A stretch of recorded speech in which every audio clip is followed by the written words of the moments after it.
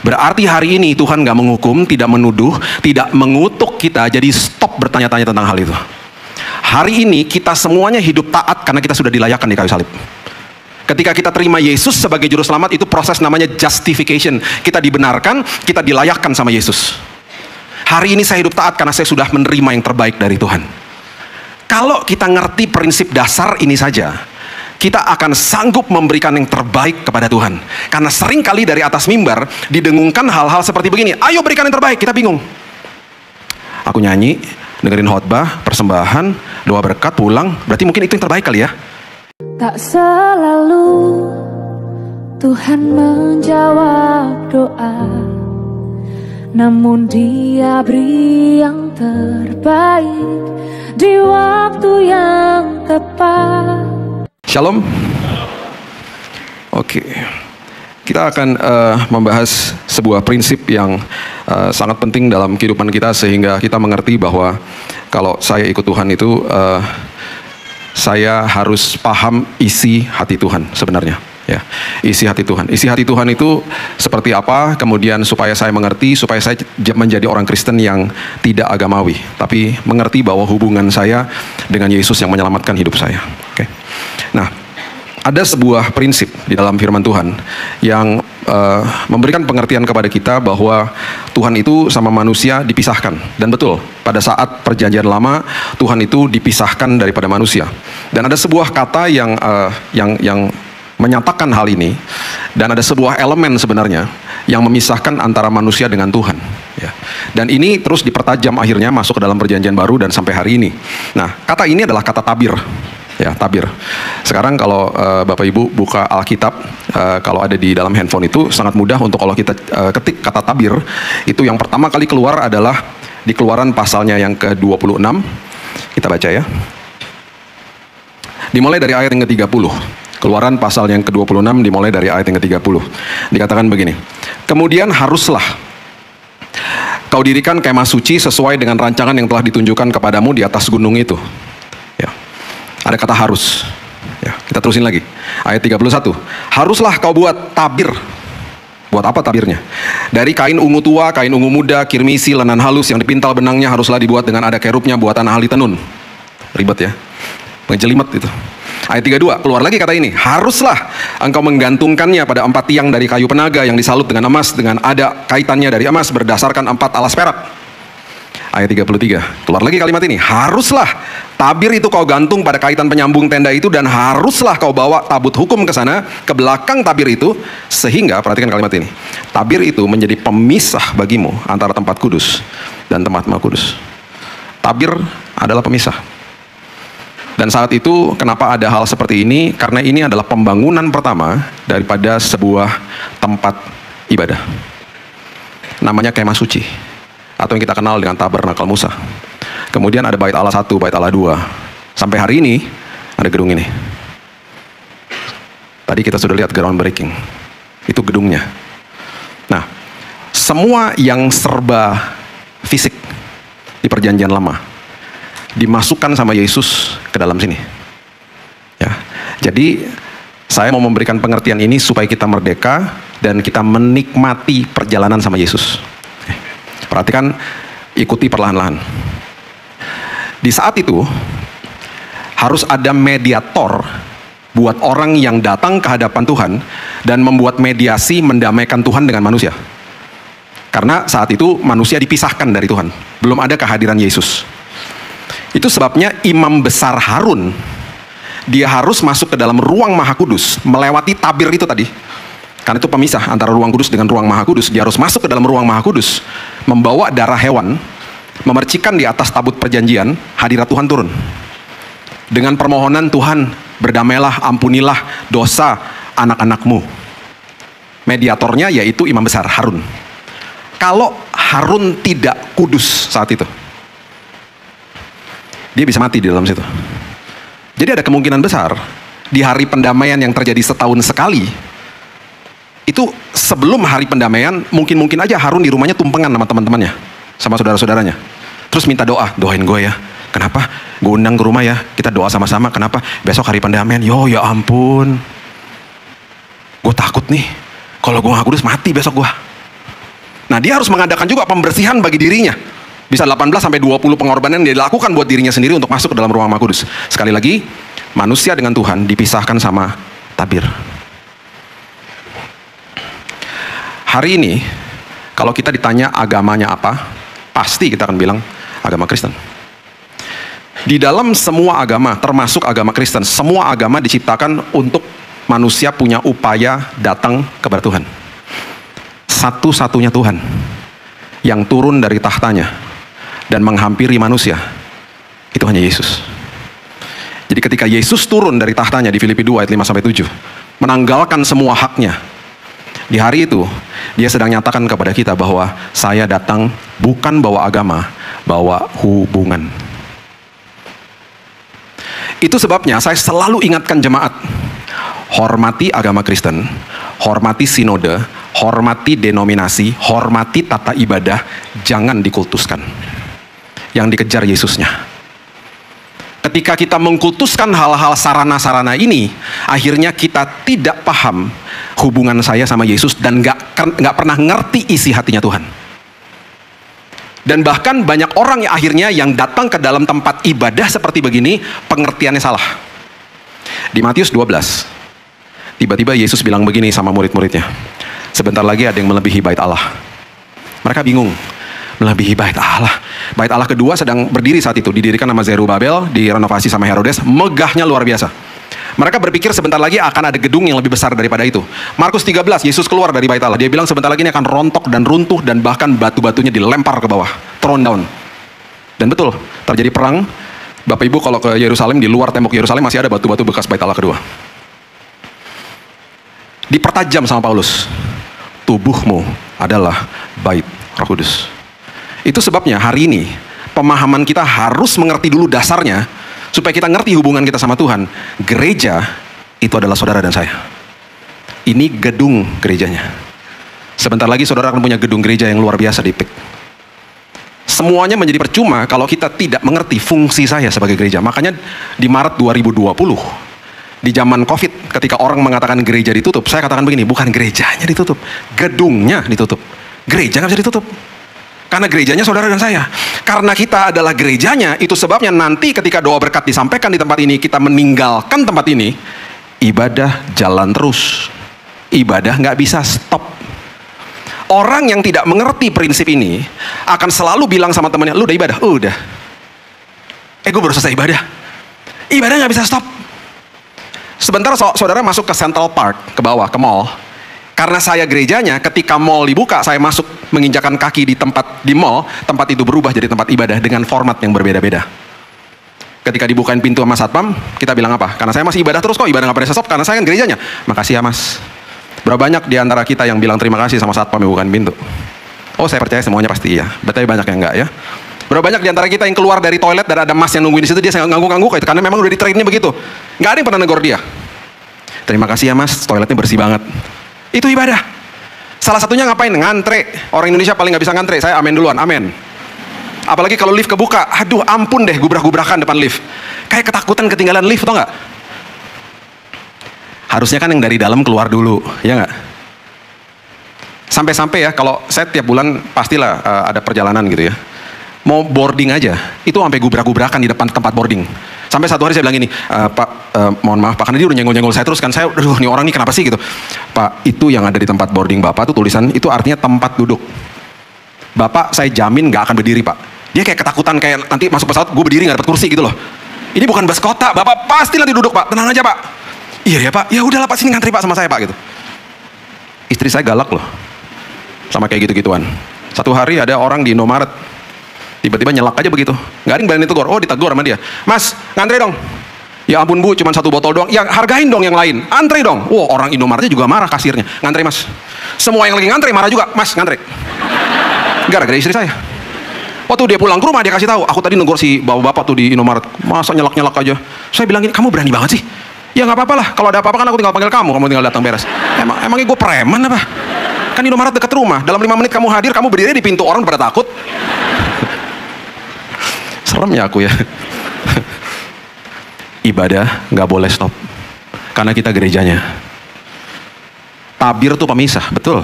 Sekarang perhatikan ini.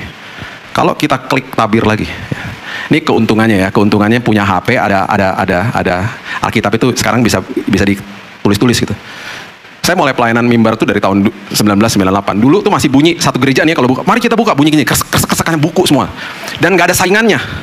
Kalau sekarang kan kita buka HP kan ada saingannya. Pas kita buka ayat tiba-tiba, ih siapa yang WhatsApp nih? Nah, ada saingannya, ada notifikasi. Apalagi kalau udah kaum ibu. Saya paling udah sering ya kalau ibadah kaum ibu. Karena ibu-ibu itu suka nggak tahu cara matiin HP. Udah berkali-kali tau nggak ya. Tapi saya udah biasa, jadi saya nggak apa-apa sih. Satu hari nih. Ya, ibu-ibu tiba-tiba HP-nya nyala di tasnya. Dia bingung dong matiin lagi tengah-tengah khotbah nih. Dia gini sampai dia kagok HP-nya mental ke belakang. Karena kepala ibu di belakang saya udah nggak tahu deh tuh. Pernah sekali lagi duduk di depan ya. Bukan di sini bukan. Pokoknya duduk di depan dia. Dia mau matiin HP nggak bisa, ada 5 temennya deketin dia, mau silent aja nggak ngerti. Orang multimedia lari dari belakang. Wah gini loh tante, tek mati langsung.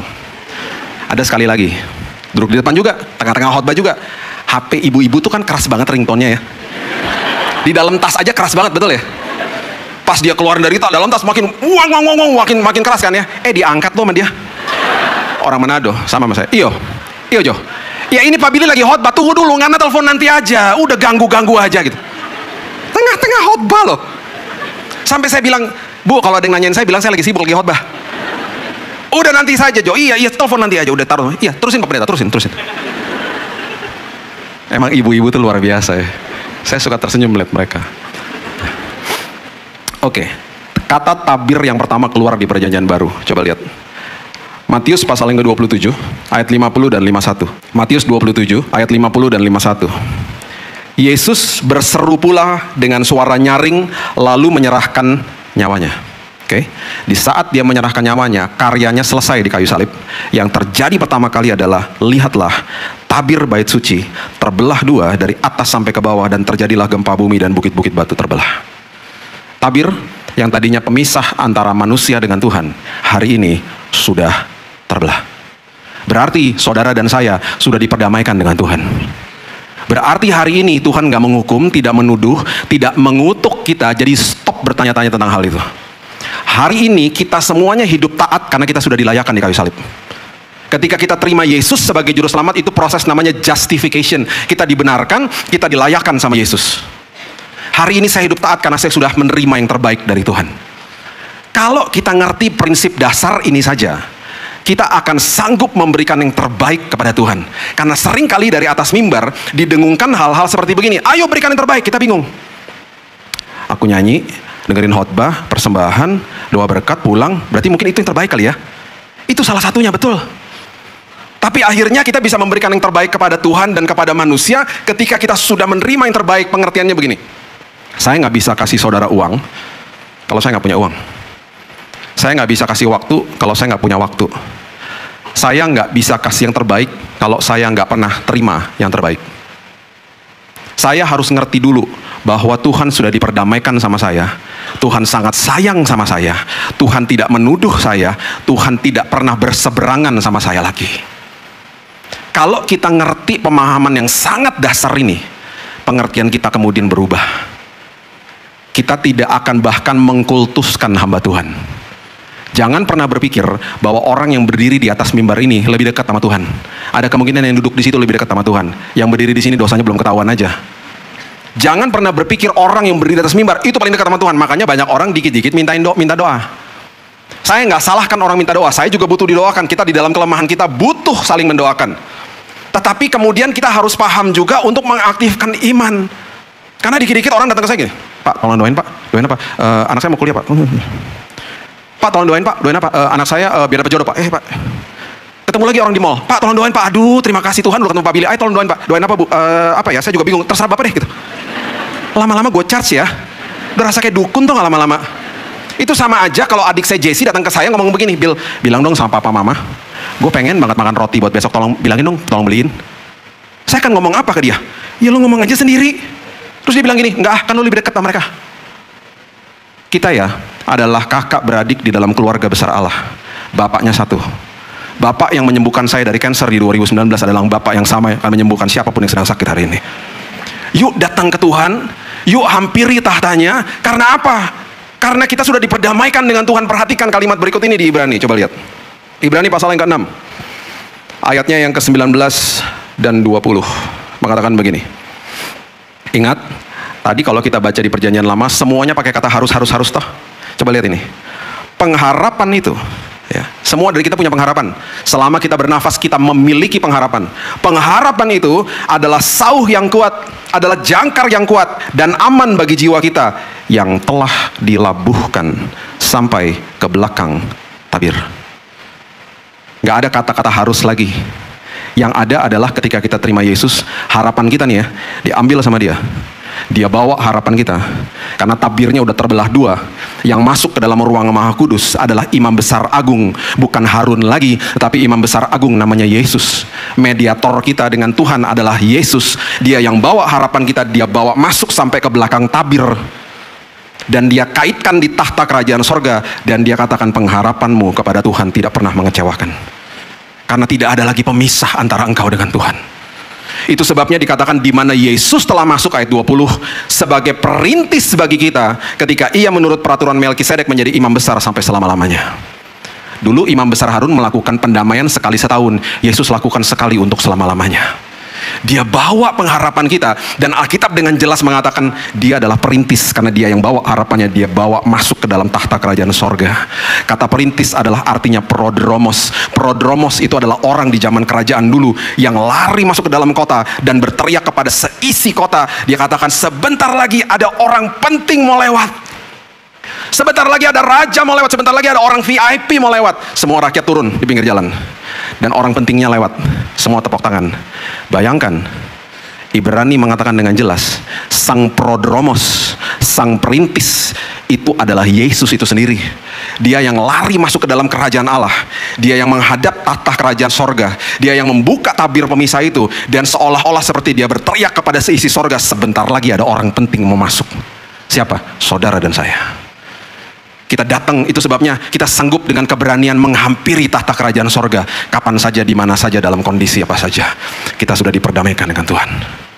Itu sebabnya ya, saya sangat sedih kalau orang Kristen datang kepada saya ngomong begini, Pak, saya udah doa sekian lama, saya udah puasa sekian hari, kok Tuhan gak jawab-jawab, Pak? Saya sedih dengar orang ngomong begitu. Karena dia ikut Tuhan dengan formula. Dia berpikir dengan upaya-upayanya dia, Tuhan berarti harus jawab.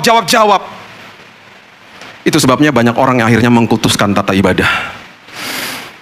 Itu sebabnya banyak orang yang mengatakan begini kepada gereja-gereja yang lain misalnya. Gereja kamu gak tepuk tangan, kering. Gereja yang gak tepuk tangan mengatakan gereja yang tepuk tangan. Gereja kamu tepuk tangan, rame amat sih, gak menghormati hadirat Tuhan. Mencibir terus-menerus. Yang dikultuskan itunya. Saya sudah 25 tahun pelayanan mimbar. Saya sudah melihat banyak blunder yang terjadi di atas ini. Karena manusia pasti ada kekurangannya. Salah satu contohnya, seorang hamba Tuhan, gembala sidang, setelah saya berdoa, dia naik ke atas mimbar, dia berdoa, Tuhan terima kasih. Ini di luar kota ya. Tuhan sudah kirim Pak Billy jauh-jauh ke sini. Tuhan, aku berdoa, berkati istri-istri dan anaknya.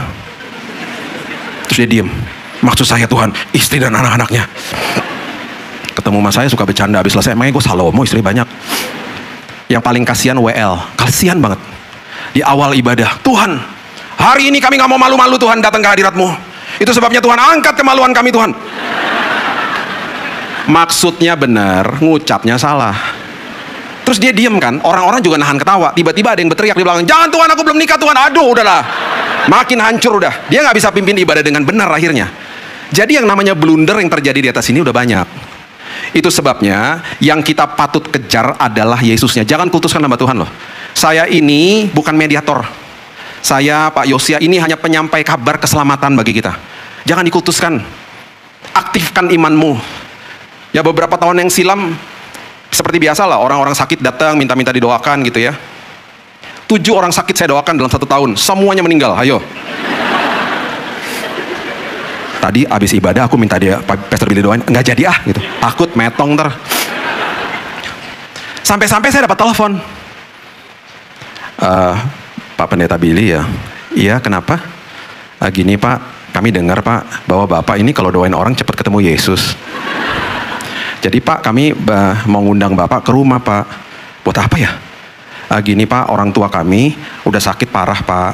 Kata rumah sakit udah gak ada harapan. Jadi kami mengundang Bapak datang ke rumah untuk doain. Doain maksudnya doain apa? Bahasanya rohani banget. Supaya yang terbaik terjadi. Supaya Papa meninggal maksudnya. Mana sih? Karena saya waktu itu masih banyak waktu, terus kenal juga gitu ya. Jadi saya bilang sama istri saya, yuk datang yuk gitu. Di dalam perjalanan kan saya ngomong sama istri saya, lucu ya, biasanya hamba Tuhan dipanggil untuk doa kesembuhan, ini doa kematian. Mana sih? Sampai ke sana ya kita berdoa lah. Lagi tengah-tengah doa si omnya bilang gini sama saya yang sedang sakit. Bill, tadi om lihat yang datang bukan kamu sama istri kamu aja, lebih dari 2. Saya seneng dong. Ih, malaikat Tuhan beserta sama saya. Si om dibukain gitu ya mata rohaninya ya. Keluarganya beda nangkepnya. Malaikat penjemput, malaikat penjemput. Ampun deh. Setelah berdoa, kita pulang. Seminggu setelah itu saya dapat telepon. Pak, mujizat terjadi Pak. Duh, kaget saya. Apaan? Papa sembuh total. Seperti dapat organ baru, bisa jalan-jalan ke mall dan lain. Wih, saya senang banget dong. Saya langsung kasih tahu istri, sayang itu si om sembuh loh. Istri saya tahu ngomong apa? Luar biasa ya, pasien pertama sembuh. Yang lainnya meninggal semua. Jangan mengkultuskan hamba Tuhan. Amin. Kejar Yesusnya. Orang kalau nggak kejar Yesus, akhirnya terpesona sama berkat sama mujizat doang. Ingat ada 10 orang kusta di Lukas 17, yang balik berapa? Cuman 1. Cuman 1 yang balik, terpesona sama Yesusnya. Terus Yesus tanya apa? Yang 9 mana? Itu luar biasa loh ayat itu. Terus dia bilang, yang udah kabur lah pergi, terpesona sama kesembuhannya. Yeay, sembuh, kabur. Tahu nggak Yesus bilang apa sama dia? Kenapa dia tanya yang 9 mana? Karena kesembuhannya belum tuntas Bapak Ibu. Terus dia bilang begini, your faith has made you whole. Imanmu telah menyelamatkanmu, itu artinya bahasa aslinya, kesembuhanmu sempurna. Rupanya, yang 9 sembuh, bekas kustanya masih ada. Yang 1 karena terpesona sama Yesus, ketika dia bilang terima kasih dan terpesona sama sumber daripada kesembuhannya, bekas kustanya hilang. Cari kerjaan gampang. Orang yang 9 itu cari kerjaan susah, karena bekas kusta kelihatan bekas kustanya. Makanya terpesonalah sama sumbernya. Jangan terpesona sama pemberian-pemberiannya. Akhirnya kita ngerti dengan benar bahwa dia sangat sanggup bagi hidup kita. Itu dahsyatnya Yesus. Makin ngerti hatinya, akhirnya hidup kita itu dikuasai firman, bukan sekedar ngerti firman. Ingat, perubahan bisa terjadi kapan aja. Kapan saja bisa terjadi. Berapa bulan yang lalu, saya di daerah Mampang. Harusnya saya salah jalur. Saya salah jalur nih. Saya bilang, aduh salah jalur. Jadi harus melipir ke kiri supaya bisa terus. Karena jalur di sini harus belok kanan dan lampu merah lagi. Jadi saya lihat di spion saya, mobil jauh banget di belakang. Jadi saya pelan-pelan belok kiri ya. Masuk ke jalur kiri. Lagi pelan-pelan masuk jalur kiri karena memang kelihatannya aman. Tiba-tiba di samping kiri saya ditabrak motor sekeras-kerasnya. Di kaca spion nggak ada loh tadi dia. Nggak tahu datang dari mana. Gubrak sampai dia mental hampir masuk got. Kaget dong saya. Kaget banget, itu hari Sabtu jam 2 siang mau pergi pelayanan. Kaget, kesel, marah. Terus waktu saya buka kaca di sebelah kiri, itu motoris-motoris yang udah datang pada marah-marahin dia. Woi, udah lihat mobil kasih sen juga lu kenceng-kenceng amat. Rupanya dia full speed nabrak saya. Rupanya dia tertidur di motor. Taunya dari mana? Saya turun akhirnya. Dan saya punya pilihan 2. Bisa marah-marah sama dia dan plus saya udah tahu dia yang salah. Atau saya bisa minta pimpinan Roh Kudus. Tuhan, kuasai hidupku Tuhan. Kuasai emosiku. Aku gak mau dipimpin sama emosi. Apalagi pas lihat mobilnya penyok, makin emosi. Terus saya jalan ke dia. Waktu saya jalan ke dia, saya lihat tangannya udah bengkak. Lagi berlutut di samping motornya. Dikelilingin orang banyak. Saya bilang, Roh Kudus pimpin saya. Tiba-tiba saya juga berlutut di sampingnya dia. Tiba-tiba saya gandeng dia. Terus tiba-tiba yang keluar dari mulut saya begini. Mas, kenapa sih buru-buru mas? Tiba-tiba dia nangis. Saya capek pak. Saya minta maaf pak. Saya kerja dari jam 6 pagi pak. Saya ini kurir pak. Harusnya hari Sabtu ini saya nggak kerja pak. Tapi karena saya membutuhkan uang pak untuk anak-anak saya, jadi saya paksain diri kerja pak dari jam 6 pagi. Saya capek banget pak. Saya udah lihat mobil bapak dari jauh. Tiba-tiba saya ngeblank, saya ketiduran di motor pak. Saya mohon maaf ya pak. Gitu. Wah kasihan banget. Waktu dia lagi ngomong gitu, tiba-tiba ada dorongan di dalam hati saya. Doain Bill, doain. Kasih betadin kali, doain. Kok doain? Terus akhirnya saya memberanikan diri, kan Tuhan bilang, kan kamu tadi minta pimpinan saya. Oke Tuhan. Mas, boleh gak saya doain? Jadi bingung lah. Doain. Iya Pak. Mas saya orang Nasrani, saya doain pakai cara saya mas. Iya Pak. Saya doa lah. Banyak orang kan, saya nggak peduli. Bapak yang baik, wah, di pinggir jalan tuh. Kuasa hidupnya dia. Hibur dengan damai sejahtera-Mu Tuhan. Tiba-tiba saya rasa hadirat Tuhan, tiba-tiba kan saya lagi melukin dia kan, tiba-tiba dia nangis. Cekukukan. Terjadi kebangunan rohani pinggir jalan. Saya berdoa, tiba-tiba ada suara lagi berikutnya. Habis selesai doa, Bil, kasih dia uang. Enak aja. Mobil gue penyok, kok dikasih duit? Gimana sih Tuhan? Kasih uang, Bil. Habis selesai doa, saya ambil uang dari mobil. Dengan berat hati. Orang dia yang salah, saya kasih sama dia. Mas, ini dari Tuhan buat Mas. Jangan Pak, udah saya yang salah kok, Bapak udah berbaik hati, gak usah Pak, gak usah. Udah terima aja. Nanti Mas buat anak Mas aja ya. Mas, tahu nggak Tuhan sayang banget sama Mas. Tuhan sangat sayang sama Mas. Buktinya Mas, Mas lagi dalam keadaan yang gundah, yang gak enak hatinya, dipertemukan sama saya, yang bisa doain Mas hari ini. Teduh kan didoain, iya ya Pak, hati saya jadi ada damai loh Pak, ngomong gitu. Udah gitu ada yang ngasih duit lagi Mas, ya ayo. Iya kan? Iya ya Pak, Tuhan baik kan? Iya Tuhan baik. Ya udah ya Mas, saya pergi. Waktu saya pergi, hati saya bahagia. Karena firman Tuhan bilang apa? Kalau engkau berbuat baik dan orang itu nggak bisa balas, hatimu dibuat berbahagia. Saya berbahagia. Waktu saya pulang, saya kasih tahu istri saya, sayang mobil penyok. Terus dia bilangin, kok kamu senyum-senyum aja, nggak apa-apa, itu barang fana. Yang tadi saya ketemu itu adalah jiwa yang sangat berharga di mata Tuhan. Terus saya bilang gini sama istri saya, kamu tahu nggak tadi sebelum saya tinggalin dia, saya kasih dia pesan-pesan sponsor. Apaan? Kamu ngomong apa sama dia? Mas, buka HP Mas, buka. Tulis di note. Apaan? Tulis Billy Lantang. Billy Lantang. Siapa tuh Pak? Itu saya. Nah gini Mas, gini. Mas punya YouTube nggak? Punya Pak. Nah nanti Mas buka YouTube di rumah, tulis nama saya. Ntar keluar tuh video-video. Oh Bapak pendeta, Bu, nggak penting mau pendeta nggak penting. Mas nonton aja khotbah saya. Nanti pasti makin teduh hatinya. Oh iya ya Pak, makasih ya Pak. Saya percaya satu hari nanti rumahnya dia dekatan sama saya di sorga. Amin. Saya nggak akan bisa berikan yang terbaik kalau saya nggak pernah terima yang terbaik dari Tuhan. Gimana kita bisa mengampuni orang kalau kita nggak pernah terima yang terbaik dari Tuhan? Karena kita ditutup yang namanya agamawi, upaya manusia. Nggak pernah ngalamin hubungan sama Yesus. Itu sebabnya ketika kita ngalamin yang terbaik, Alkitab mengatakan apa? Saling mengasihi sama seperti aku mengasihimu. Bukan sama seperti orang itu ngasihin saya, bukan. Sama seperti Kristus mengasihi saya. Saya akan tutup dengan ini ya. Saya boleh minta satu volunteer pria, boleh maju atas sebentar aja. Nggak disuruh ngomong. Boleh? Oke. Coba sembari kita menunggu, coba lihat Matius 11 ayat 28. Boleh kasih tahu namanya Pak? Riki. Pak Riki ya, oke. Pak Riki coba berdiri di sebelah kanan saya. Coba buka Matius 11 ayat 28 sampai 30, ayat terakhir kita. Ayat favorit jemaat. Ayat apa? Ayat terakhir. Kecuali di NDC, di gereja-gereja lain, ayat terakhir semua, wih bentar lagi pulang. Di NDC mukanya lapar firman semuanya. Ya ayat terakhir gitu, beda. Matius 11 ayat 28. Ini gara-gara ada 613 peraturan, oke? Marilah kepadaku semua yang letih lesu. Ya bukan hanya 10 hukum Taurat loh, 613. Dan berbeban berat, aku akan memberikan kelegaan kepadamu, janji Tuhan toh. Ayat berikutnya coba lihat. Pikulah kuk yang kupasang. Kenapa pakai kuk? Kuk adalah sesuatu gambaran, karena waktu saat itu orang bergerak di dalam bidang agraria. Kuk itu dipasang di atas dua lembu, bentuknya kayak salib sebenarnya. Dan kalau lembunya ke kanan, petaninya mau ke kiri, diapain? Ditarik kuknya, dicemeti lagi. Perhatikan kalimat ini. Pikulah kuk yang kupasang dan belajarlah, learn from me. Karena aku lemah lembut, ya kan? Rendah hati, jiwamu akan mendapat ketenangan. Berikutnya ayat terakhir. Sebab kuk yang kupasang itu enak dan bebanku ringan. Yesus lagi kasih tahu sebuah relationship. Gini, anggaplah saya Tuhan Yesus ya. Ini cooknya nih, ya. Ini Brother Ricky adalah pribadi kita semuanya, ya. Oke, kita lagi jalan sama-sama. Tuhan gak pernah ninggalin kita. Kita berjalan sama-sama. Satu hari Brother Ricky ini ke kanan, menyimpang ke kanan, jalan ke kanan.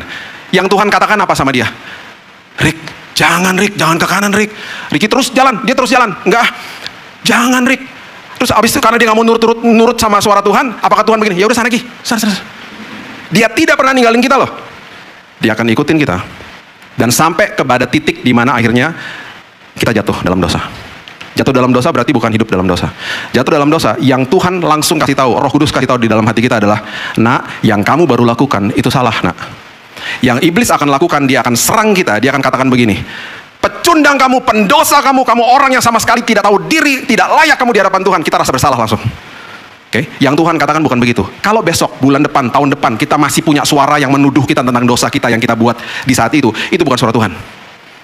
Kenapa Tuhan nggak tarik Ricky untuk balik kepada dia? Firman Tuhan katakan begini, ketika dia sampai ke depan rumah kedua murid di perjalanan ke Emmaus, Yesus berbuat seolah-olah ingin meneruskan perjalanan. Dia tidak pernah paksa kita. Berbuat seolah-olah ingin meneruskan perjalanan itu berarti dia nggak mau paksa masuk, berarti dalam hatinya gini, undang dong aku masuk. Ketika dia berjalan lagi bersama-sama, dan tiba-tiba Brother Ricky satu saat bilang, capek Tuhan, aku nggak mau Tuhan jalan lagi, aku mau stop di sini. Tuhan lakukan apa? Ya udah sana lagi, jadi jalan sendiri. Enggak. Dengan kuk yang dipasang, dia akan tungguin, dia akan bilang gini, it's okay nak, di dalam kelemahanmu, kekuatanku menjadi nyata dalam hidupmu.